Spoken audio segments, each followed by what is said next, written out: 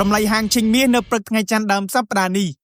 Đầm lầy mi on rạ chít nợ bực ngày chăn ti pram bay khai thù ní. Ban châu nợ đầm lầy pram pon $80 khung mi đầm lắng. Rus mà nâng buôn pon $213 khung mi ổn. Đầm lầy mi nợ bực ní trong pê lôi $Amerik nâng rô bay ca sự tự cách Amerika bị trong sắp đà mình sơ miên phiếp răng móng. Chùm lưu bánh hà phù mà xa nợ dụ bái. Cả tinh mi châu pi thần y kỳ cần đá chấn. Có đôi chi ca rong trăm mơ lòng pi cách bởi chốt FOMC. Nâng ca tầm lệ atra ca prạ pi thần y kỳ cần đá làm rích nâng khung sắp đà ni.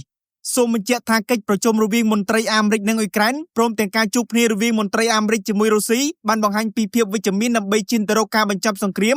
ខណៈយោធាភាគីមានចំនួននៅតែបន្តការបាញ់ប្រហារគ្នាកាលពីម្សិលមិញអ៊ុយក្រែនបានប្រើយានហោះគ្មានមនុស្សបើកជាច្រើនគ្រឿងវាយប្រហារទៅលើរុស្ស៊ីពេញមួយយប់គណៈក្រសួងការពារជាតិរុស្ស៊ីបានឲ្យដឹងថាកងកម្លាំងការពារដែនអាកាសរបស់ខ្លួនបានបាញ់ទម្លាក់យានហោះគ្មានមនុស្សបើកចំនួន77គ្រឿងរបស់អ៊ុយក្រែន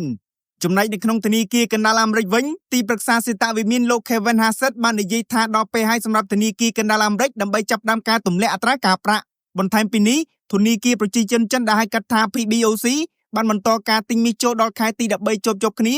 ដែលធ្វើឲ្យទុនបម្រុងមាសសរុបរបស់ចិនកើនឡើងដល់ 74.12 លានត្រីឱនឥឡូវនេះអ្នកវិនិយោគកំពុងរងចាំមើលអំពីកិច្ចប្រជុំ FOMC និងការទម្លាក់អត្រាការប្រាក់ពីធនាគារកណ្ដាលអាមេរិក ព្រមទាំងរបាយការណ៍សេដ្ឋកិច្ចអាមេរិកដែលនឹងចេញផ្សាយនៅក្នុងសប្តាហ៍នេះដើម្បីដឹងពីគោលនយោបាយរបស់ធនាគារកណ្ដាលអាមេរិកបន្ថែមទៀតលោកអ្នកអាចតាមដានតម្លៃហាងឈិញមីអន្តរជាតិប្រចាំថ្ងៃនិងព័ត៌មានសេដ្ឋកិច្ចសំខាន់ៗជុំវិញពិភពលោកនៅលើ Facebook Page និង Channel Telegram របស់ Mastercard Academy ប្រសិនលោកអ្នកចង់ប្រឹក្សាយោបល់ពីការទិញលក់មីអន្តរជាតិជាមួយគ្រូជំនាញដែលមានបទពិសោធន៍14ឆ្នាំអាចតាក់ទងតាមរយៈលេខទូរស័ព្ទឬលេខ Telegram 070 80 5សូមអរគុណ